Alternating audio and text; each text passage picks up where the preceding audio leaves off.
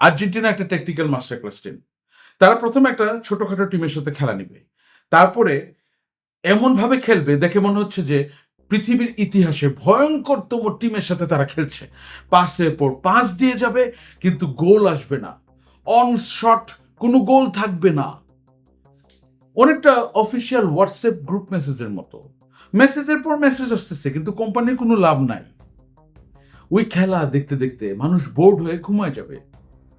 ফিফার রেফারি ঘুমায় যাবে, মেসি এসে ডাক দিয়ে তুলবে। তারপরে ওই বোরিং খেলা দেখতে দেখতে অপোনেন্ট টিমের প্লেয়াররাও ঘুমায় পড়ে যাবে। তখন রেফারি এসে তাকে লাল কার্ড দিবে, ডাইভ দিয়েছে কেন। ওই লাল কার্ড দেখে আর্জেন্টিনার সমর্থকরা উল্লাসে ফেটে উঠবে, যারা জেগে আছে।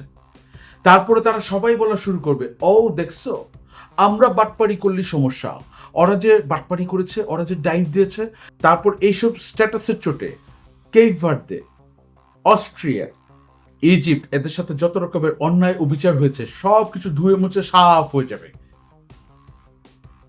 কিন্তু ওই 10 জনের টিম ঠিকই আর্জেন্টিনাকে নাকানি চুবানি খাওয়াচ্ছে।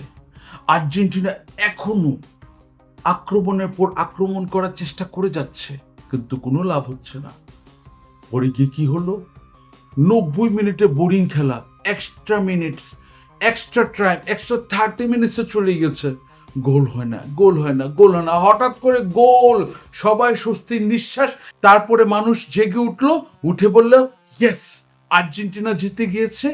এখন চৌধুরী সাহেবকে গিয়ে গালি দিয়ে আসি, কারণ রিভ ভ্যান উইঙ্কল যিনি 20 বছর ঘুমিয়েছিলেন, আমি sure Rip Van Winkle Argentina টিমের খেলা দেখেছেন, তারপর বোর্ড হয়ে ঘুমিয়ে গেছেন।